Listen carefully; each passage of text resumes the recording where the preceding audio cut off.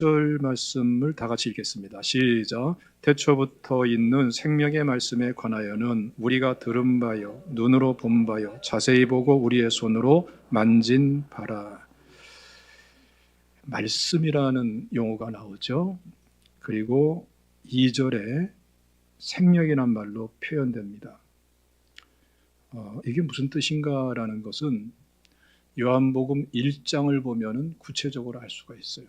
사도 요한이 요한계시록과 함께 오늘 본문 말씀 또 요한복음까지도 성령의 감동으로 기록하는 역할을 하게 되죠.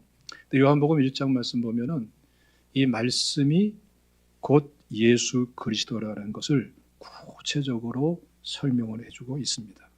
그래서 14절 보면은 말씀이 육신이 되어 우리 가운데 거하심에 우리가 그의 영광을 보니 아버지의 독생자의 영광이요 은혜와 진리가 충만하더라. 17절에 보면은 은혜와 진리는 예수 그리스도로 말미암아 온 것이라. 18절에 독생하신 하나님이라고 이렇게 말씀을 하죠. 그래서 이 본문에서 말씀하는 이 용어는 예수 그리스도를 지칭하는 말씀이다라는 것을 볼 수가 있고요. 로마서 1장 말씀 보면은 말씀으로 표현된 예수 그리스도가 또 다른 용어로 표현됩니다. 복음이라는 용어로 표현이 됩니다. 그래서 2절에 보면은 이 복음은 그의 아들에 관하여 성경에 미리 약속하신 것이라. 3절에 보면은 육신으로는 다윗의 혈통에서 나셨고 4절에 보면은 곧 우리 주 예수 그리스도 신이라. 그래서 복음이 결국은 예수 그리스도다라는 것을 말씀을 하는 거예요. 이게 굉장히 중요한데 신앙생활 전반에 걸쳐 중요하고요. 성경 전체에 걸쳐서 너무나 중요한 거예요. 이 복음이라는 용어를 우리가 조금 더 살펴보면은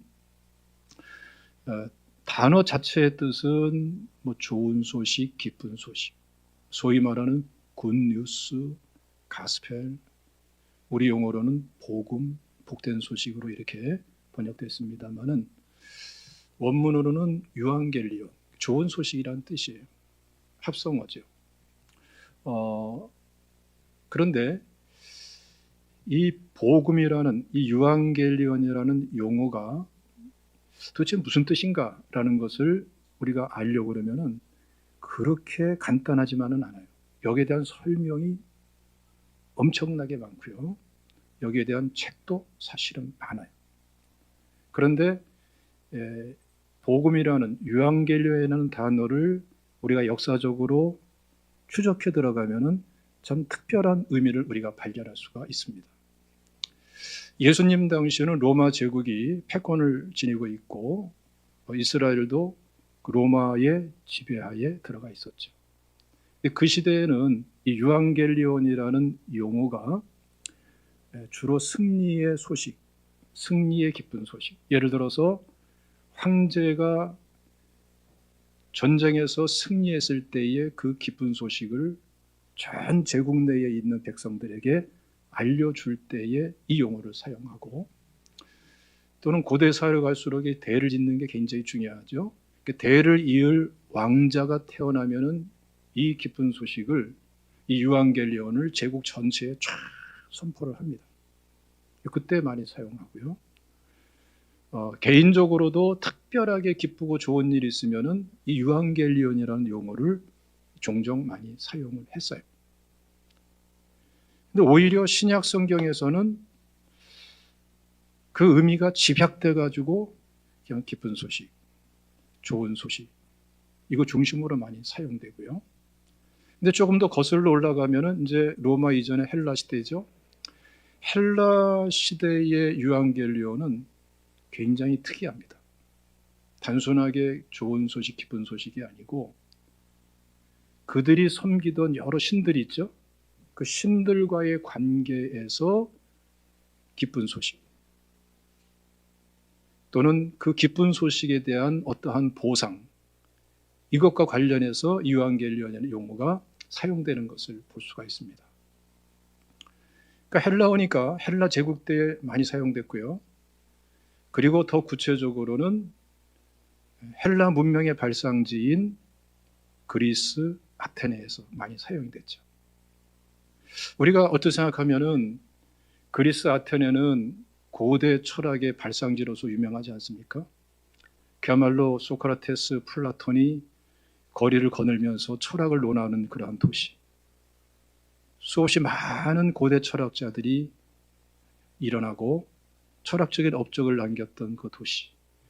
그러니까 거기는 아주 지성적이고 철학적이라서 우상숭배나 이런 게 없을 것 같이 생각되기가 쉬워요. 근데 아닙니다. 정반대예요. 고대 기록들을 보면은 아테네의 골목을 돌면은 그냥 우상이 있고 신전이 있고 사당이 있고 이럴 정도로 아테네 전체가 우상투성이었어요. 그 속에서 철학이 논해진 거였어요. 그래서 흥미있는 사실은 그 소크라테스의 대화라는 책이 있죠. 또 플라톤의 폴리테이아라고 국가라는 책이 있죠. 읽어보신 분들은 아시겠습니다만은 끊임없이 중간중간에 신에 대해서 나와요. 자신들이 섬기는 다양한 신들에 대해서. 그 대화 속에 계속 나옵니다. 이건 국가라는 책이나 소크라테스의 대화나 다 대화체로 이루어졌죠. 대화하면서 철학을 발전시켰는데, 근데 소크라테스의 철학적인 명제가 뭐였죠? 유명한 말이 있죠. 너 자신을 알라. 이게 그냥 세월이 흘러도 시대가 바뀌어도 얼마나 유명한지 다 알고 있어요. 근데 이 너 자신을 알라라는 이 소크라테스의 철학적인 명제가 사실은 단순한 사유에서 나온 게 아니고 아테네 시에 있는 여러 신전 중에 델포이 신전, 거기에 입구에 써 있는 문구가 바로 너 자신을 알라라는 문구였던 거죠. 그러니까 그 신전에 써 있는, 입구에 써 있는 그 용어를 따서 자신의 철학적인 명제로 삼은 거예요.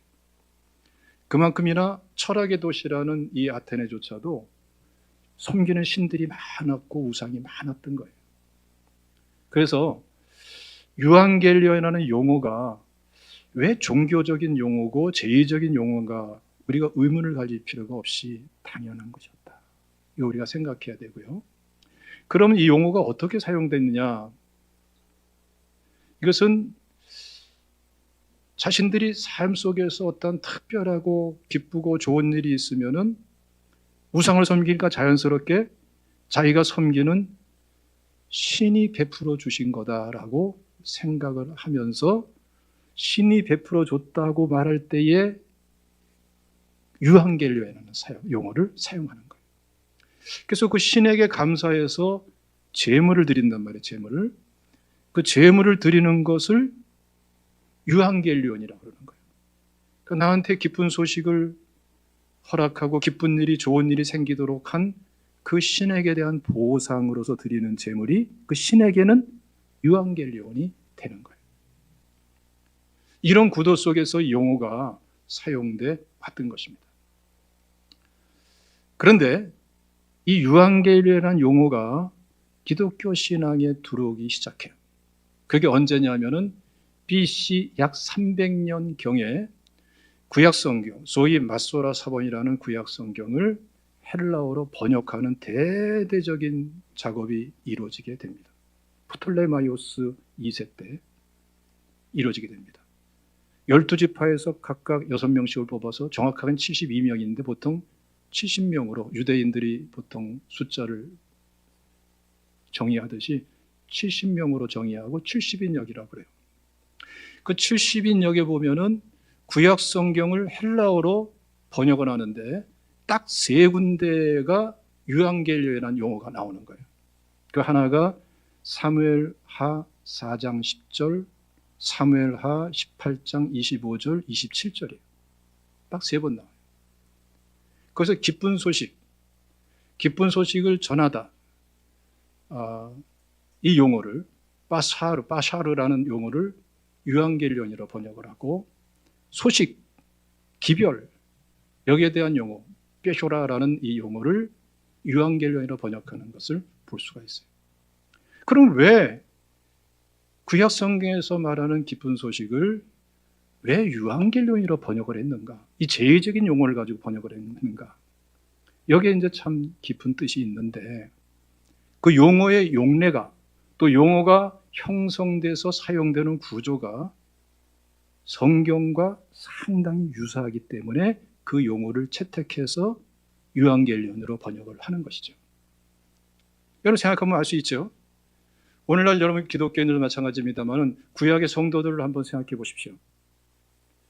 하나님께 주신 은혜에 감사해서 하나님께 소나 양이나 비둘기를 드릴 때, 그럴 때에 하나님께는 뭐예요?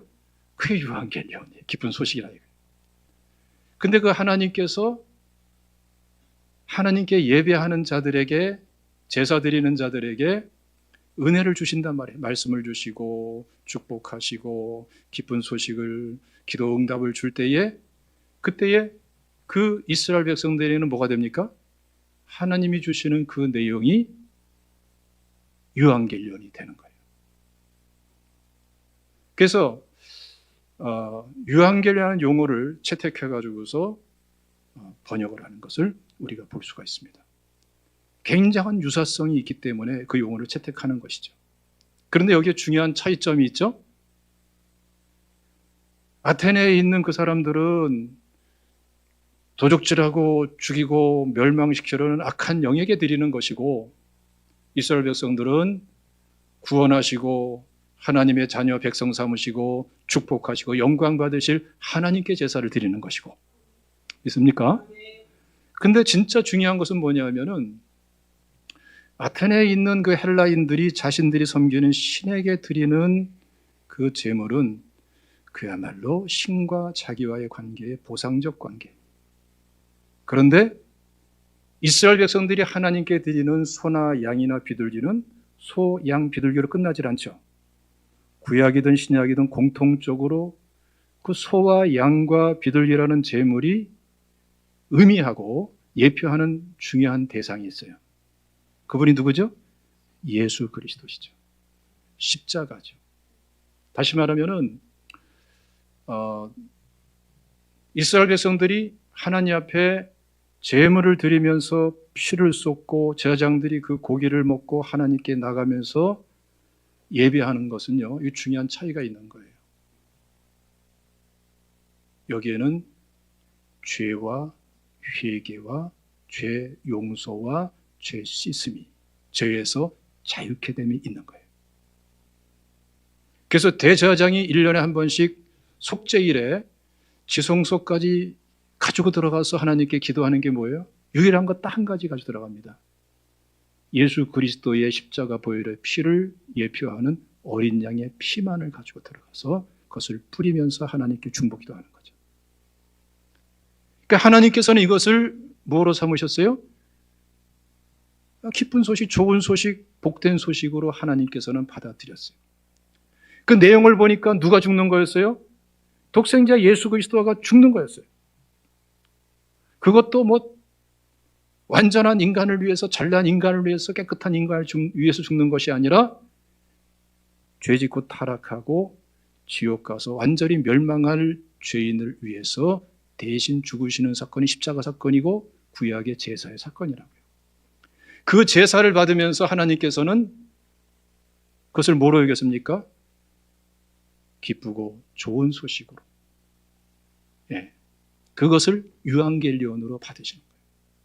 여기서 이방 종교를 믿는 아테네 시에 있는 그런 우상 숭배자들과 하나님을 섬기는 이스라엘 백성들, 오늘날의 크리스찬들과 본질적인 하나님께 나가는 예배의 본질이 달라지고, 그리고 하나님께서 유앙겔리온으로 삼는 본질이 근본적으로 차이가 나는 것입니다.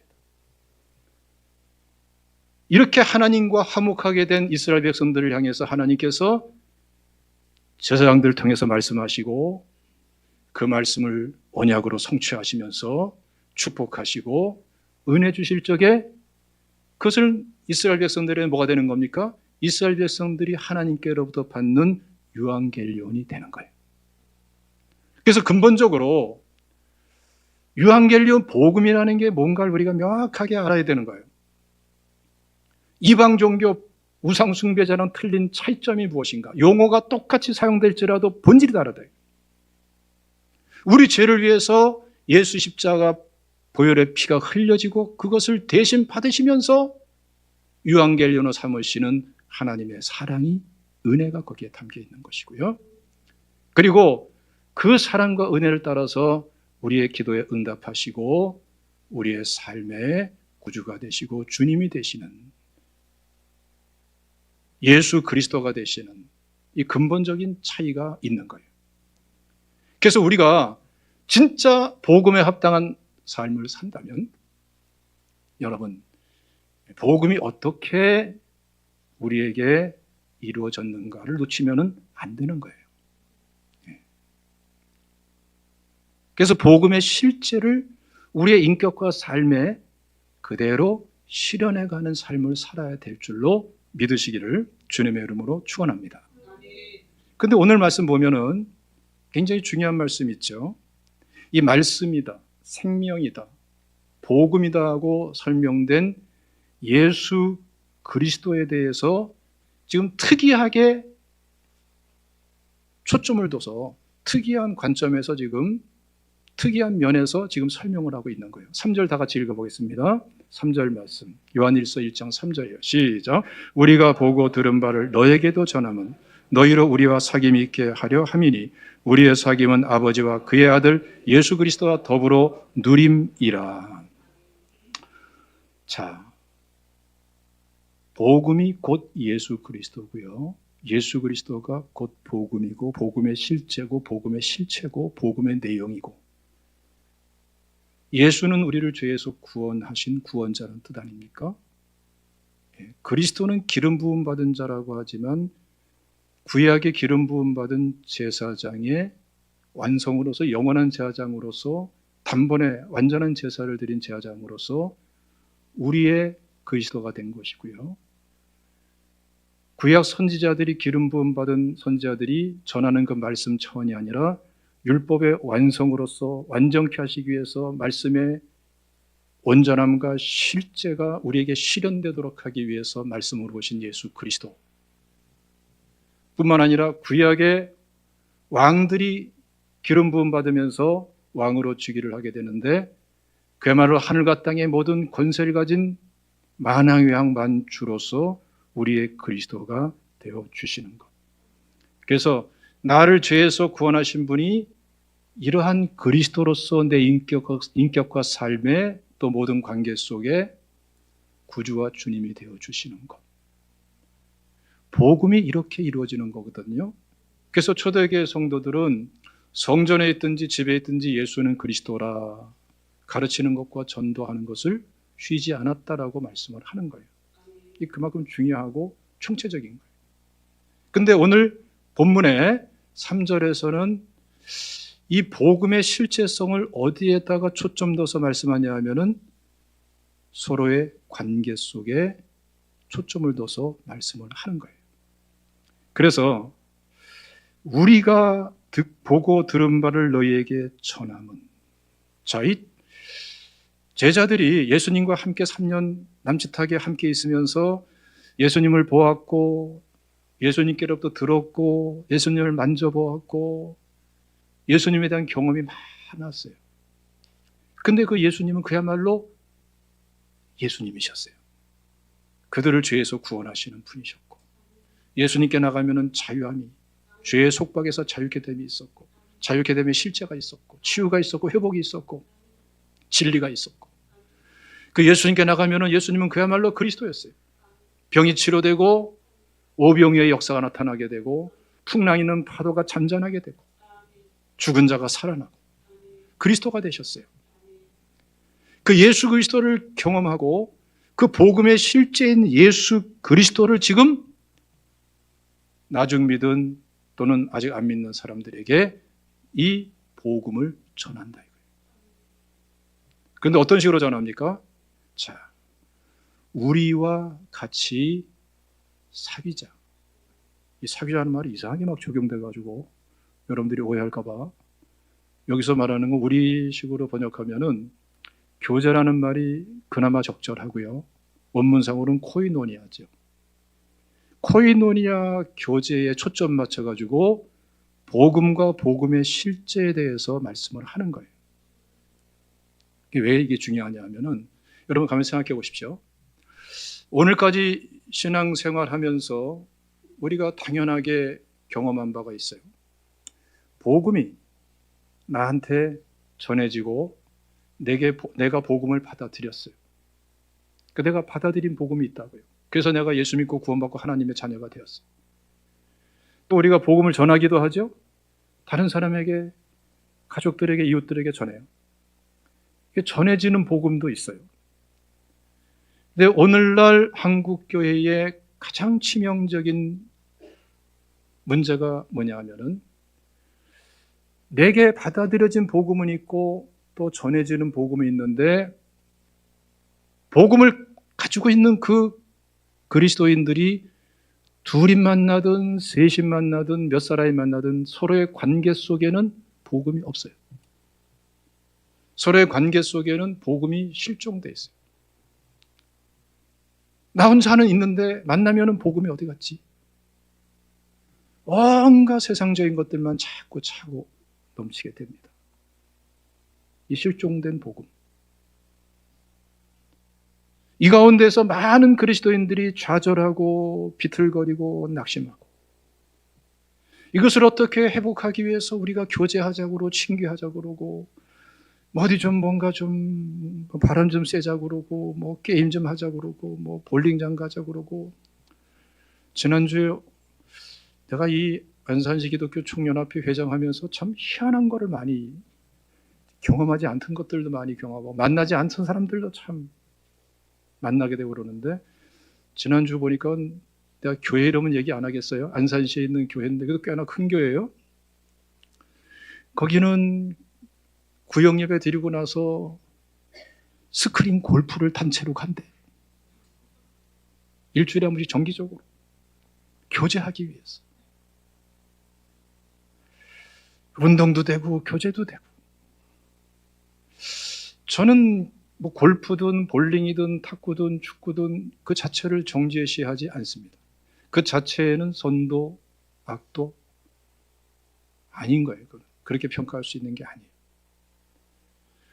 그런데 그게 어느새 중심이 되고 진짜 있어야 될 본질적인 것을 놓쳐버리면 그건 아니다. 포장지가 아무리 화려하고 케이스가 아무리 튼튼해도 그 속이 차 있지 않으면 안 되는 거예요. 속이 차야 될 걸로 꽉 찬 상태에서 뭐 괜찮아요, 그럼. 근데 속이 텅 비었기 때문에 포장지로 자꾸 장식하려고 그러면은 그건 허망하고요. 그리고 어느 시점부터는 지루해지고 또 환멸을 느끼게 되죠. 그래서 관계라는 문제가 쉬운 문제가 아니에요. 근데 오늘날 많은 그리스도인들이 관계 때문에 좌절해요. 심지어는 많은 목회자들도 관계 때문에 낙심해요. 심지어는 복음을 전하겠다고 선교제에 가 있는 선교사님들 포기하고 돌아오는 선교사님들의 가장 많은 퍼센트가 뭔지 아십니까? 관계 때문에. 관계 문제 견딜 수 없기 때문에. 그런데 그 나라 그 문화권에 있는 그 본토인과의 관계 때문이 아니에요. 이건 여러분 다 논문에 나와 있는 거예요. 자료들이 뭐 수두룩하게 있어요. 선교사님들 간의 관계 때문에 선교를 포기할 정도의 그러한 결과들이 나타나는 거. 그게 제일 많아요. 오래전에 태국 치앙마이에 우리가 치앙마이 중앙교회에서 단기 선교로 3차례에 걸쳐서 단기 선교 집회 한 적이 있어요. 선교팀들이 우리 팀들이 가가지고 자원하시는 분들 가가지고 그때 거기에 그 치앙마이라는 도시도 은근히 큰 도시예요. 굉장히 큰 도시인데 거기에 있는 한인교회 목회자들도 거의 다 오고 다른 교회 성도님들도 다 오고 또 거기에 파송된 선교사님들도 다 오고 선교사님들이 한 뭐 10명 가까이 오고 그랬어요.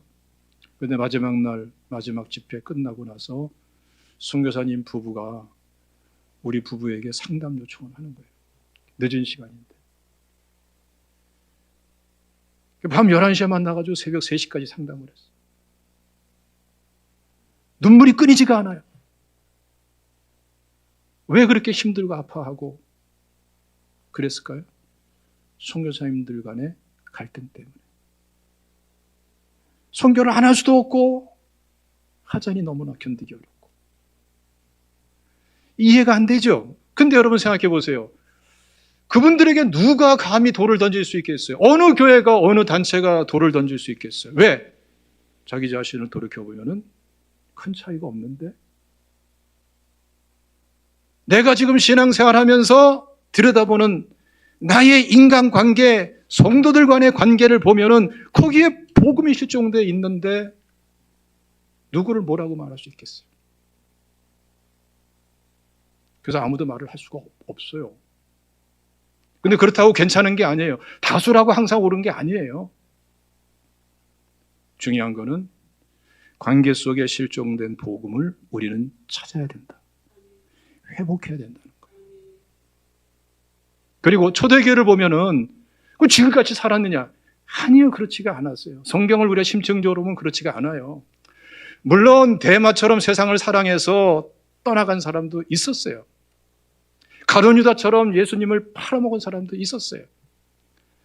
그러나 성경을 보면 초대교회 성도들의 표준치가 나와요. 정상치가 뭐였느냐? 서로의 관계 속에 복음이 실현되고 있었어요. 그 속에 예수가 예수되고 예수가 그리스도 되는 그러한 열매가 나눠지면서 복음이 확산되고 있었어요. 그래서 사도 바울 당대에 예루살렘에서 이르리곤까지 로마 제국 전체의 서남쪽 끝에서 전체 로마 제국 타원형으로 생긴 그 로마 제국의 이 동남쪽에서 서북부까지 복음을 편만하게 전했다고 선포할 수 있는 것이 그냥 된 게 아니고요. AD 313년에 로마 제국 기독교화되는 것도 거저되는 게 아니라 사실은 그들 속에 관계 속에 복음이 실현되어 있었고 그 복음이 관계 속에 실현될 때에 복음이 능력으로 나타나고 열매로 나타나면서 그런 일이 가능했던 것이죠. 한번 로마서 1장 16절과 17절 다 같이 읽어보겠습니다. 로마서 1장 말씀. 시작. 내가 복음을 부끄러워하지 아니하노니 이 복음은 모든 믿는 자에게 구원을 주시는 하나님의 능력이 됨이라. 먼저는 유대인에게요 그리고 헬라인에게로다. 복음에는 하나님의 의가 나타나서 믿음으로 믿음에 이르게 하나니 기록된 바 오직 의는 믿음으로 말미암아 살리라 함과 같으니라. 복음이 복음 될 때에 복음은 그 무엇도 감당할 수 없는 큰 능력이 돼요. 근데 우리한테 왜 복음에 힘이 없죠? 가만히 보면은 우리 서로의 관계 속에 복음이 실종됐기 때문에 그래요. 빌레몬서 말씀 보면은 여기도 구체적으로 우리가 이해할 수 있어요. 빌레몬서는 단 한 장으로 되어 있죠. 25개의 구절로 되어 있는 짤막한 서신입니다. 여기에 등장인물이 사도 바울, 빌레몬, 오네시모 세 사람이에요. 그런데 사도 바울이 빌레몬에게 서신을 보낸 게 이 빌레몬서인데 여기에 특이한 점을 발견하게 돼요. 자, 한번 읽어보겠습니다. 빌레몬서 19절 말씀 다 같이 읽어보겠습니다. 시작. 나 바울이 친필로 쓰노니 내가 갚으려니와 내가 이 외에 내 자신이 내게 빚진 것은 내가 말하지 아니하노라. 이건 빌레몬은 여러분 부자예요. 노예들도 많고 빌레몬의 집 자체가 교회가 될 정도로 그리고 초대교회 성도들을 많이 섬기던 아주 잘 사는 사람이고 권력도 있는 사람이고 그런 사람으로 평가되는 게 객관적인 평가인 것입니다. 이런 빌레몬이 어떤 사람이에요? 지금 이렇게 말하잖아요. 내 자신이 내게 빚진 것은 내가 말하지 아니하노라. 이 빌레몬이 바울에게 빚졌다는 거예요. 그럼 무슨 빚이겠어요? 돈이겠어요? 돈이 아니라고 봐야 되겠죠. 뭔가 사도 바울에게 손해를 끼치고 피해를 입힌 게 있겠죠. 빌레몬이 예수 믿기 전에 예수 믿는 과정에서 사도 바울에게 어떠한 손해를 끼치고 아픔을 준 것도 여기에 포함시킬 수도 있을 거예요. 근데 사도 바울은 뭐라고 그래요? 그것이 얼마나 큰 것이었으면 지금 지적을 하는 거예요. 내게 빚진 것이라. 그런데 내가 말하지 않겠다. 나한테 잘못한 게 있는데 내가 더 이상 말하지 않는다. 그러니까 빌레몬과 사도 바울의 관계에서 바울이 그 관계 속에 추구하는 게 뭐예요? 분명히 나한테 손해를 끼치고 아픔을 줬는데 빚진 게 있는데 나는 그에 대해 말하지 않겠다. 왜 그랬을까요? 사도 바울도 예수 그리스도의 관계에서 그러한 경험이 있거든요. 사도 바울은 예수 믿는 사람을 핍박하던 사람이었어요. 스스로를 가리켜서 죄인 중에 괴수라고까지 고백한 사람이었어요. 얼마나 많은 사람들을 죽이고 핍박했으면 감옥에 쳐놓고 말이죠. 다메섹에 있는 그리스도인들을 핍박하기 위해서 다메섹으로 가다가 사도 바울이 예수님을 만나게 되죠. 핍박자 사울이 예수님을 만납니다. 눈이 멀어서 더듬거리면서 쳐다볼 수 없는 광채와 함께 찾아오신 예수 그리스도께 고백을 합니다. 주여, 뉘시니까. 예수님이 말씀하시죠. 나는 내가 핍박하는 예수라. 사도 바울은 예수님을 직접 만난 적이 없어요. 예수님을 직접 핍박한 적이 없어요. 사도 바울은 예수 믿는 사람들을 핍박했어요. 그런데 예수님은 뭐라고 그래요? 내가 핍박하는 예수다. 다시 말하면 네가 핍박한 그리스도인들은 곧 나를 핍박한 것과 똑같다. 네가 그리스도인을 핍박할 때에 그들은 내 몸이었고 나의 지체였고 나의 교회였다. 그들을 핍박하는 것은 곧 사실은 나를 핍박하는 거였다. 그리고 예수님은 사도 바울의 회개를 받으시고 사도 바울은 변하게 일어나게 되죠. 그래서 사울이 변해서 바울이 된 거예요. 예수님과 바울과의 관계도 이렇게 잘못을 저지르고 용서 안 받는 이 구조 속에서 복음이 실현되는 거였어요. 사도 바울은 이 똑같은 원리를 빌레몬에게 적용을 하는 거예요. 너 내게 빚진 게 있지만 나는 더 이상 말하지 않겠다. 복음은 그렇게 실현되는 거예요. 빌레몬의 노예인 오네시모가 도망가서 또 빌레몬의 재산을 훔쳐갔다고 일반적으로 평가를 해요. 그리고 어떻게 로마로 도망갔다가 잡혀가지고 사도 바울을 만나서 예수 믿고 변화됐어요. 자, 근데 지금 사도 바울은 이 노예 오네시모를 빌레몬에게 보냅니다. 여기에 관련된 아주 중요한 말씀이 나와요. 한번 읽어보겠습니다. 12절 말씀. 빌레몬서 1장 12절이에요. 시작. 내게 그를 돌려보내노니 그는 내 신복이라. 신복이란 말씀도 중요한 의미가 있습니다만은 놓치지 말아야 될 게 뭐냐면은 내게 그를 돌려보내노니. 다시 말하면은 오네시모를 빌레몬에게 돌려보낸다는 거예요. 왜 돌려보낼까요? 로마 감옥에서 사도 바울처럼 거기서 재판받으면 죽어요. 이 당시에 도망간 노예, 더군다나 주인의 돈을 훔쳐가지고 도망간 노예는 100% 죽는 거예요. 빌레몬에게 가서 거기서 재판받아야 되고 빌레몬이 거기서 용서하고 자유케 되면은 이 오네시모는 살아나는 거예요. 하나님의 동력자가 되는 거예요. 이 과정 속에 꼭 필요한 게 뭐죠? 빌레몬이 오네시모를 용서해주고 자유케 해주는 거예요. 이거밖에 없어요. 여러분, 복음이 관계 속에 어떻게 실현되는가? 우리 어떻게 생각하면 분위기 좋은 또 서로 즐거운 그런 관계 속에서 편안한 관계 속에서 복음이 실현되는 것 같으죠. 천만의 말씀입니다. 하나님과 우리와의 관계처럼 우리가 지옥 갈 죄인이었는데 십자가 보혈로 구원해 주셔서 하나님과 화평을 누리듯이 복음은 이렇게 되는 거예요. 오네시모와 빌레몬과 오네시모의 관계처럼 정말 치명적인 아픔과 상처를 주고 고통을 줬을 때, 그러나 예수 그리스도가 나를 용서하듯이 용서해주고 수용하고 이해해주고, 복음은 이 구조 속에서 이루어지는 거예요. 십자가 없이 영광이 없어요. 십자가를 통과하지 않고는 복음은 없어요. 여러분들, 왜 기도문이 안 열리고, 왜 성령이 임하지 않고, 왜 기도 응답이 없고, 왜 신앙생활이 답답하고, 왜 속이 컬컬하고, 왜 신앙생활이 이게 뭔가 문화생활로 전통으로 끝나버리고, 왜 죽은 신앙처럼 돼버린 줄 아십니까? 여러분, 주변 사람들을 용서하세요. 복음이 그래야 복음이 되는 거예요. 하나님이 나를 용서했는데 나는 용서하지 않아. 하나님이 나를 이해하고 수용했는데 나는 절대로 수용하지 않아.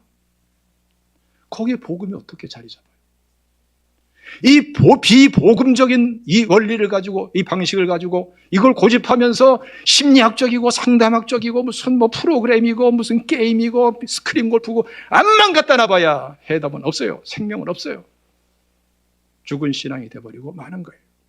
이번 주간에 여러분들 관계 속의 복음이 실현되기 위해서 기도를 시작하는 축복된 성도가 되시기를 주님의 이름으로 축원합니다. 간단하게 말씀 맺겠습니다. 제사장적인 기도를 시작하십시오. 제사장은 밤낮으로 드려지는 그 상번제를 통해서 하나님께 나가서 자신의 죄를 다 회개하고 하나님과 화평을 드립니다. 그리고 물두멍을 지나면서 손발을 씻고 정결함으로 나갑니다. 그리고 성소와 지성소 지나면서 백성들을 끌어안고 기도하는 거예요. 그 과정 속에서 백성들이 속죄제와 속건제로 드린 그 죄가 잔뜩 옮겨져 있는 그 고기를 먹습니다. 그리고 어린 양의 피, 예수 그리스도의 보혈의 피를 의지하고 하나님께로 지성소로 들어갑니다. 사실 백성들의 죄는 자기의 죄가 되어 있는 거예요. 백성의 연약함과 죄가, 부끄러움이 자기와 되어 있어요. 너는 이렇고 또 너는 저렇고 그러는 게 아니에요. 내 것으로 삼고 왕같은 제사장, 복음의 제사장으로 기도할 수 있는 사람, 하나님은 그때 만나주시고 말씀하십니다. 이 은혜가 날로 더하시기를 주님의 이름으로 축원합니다.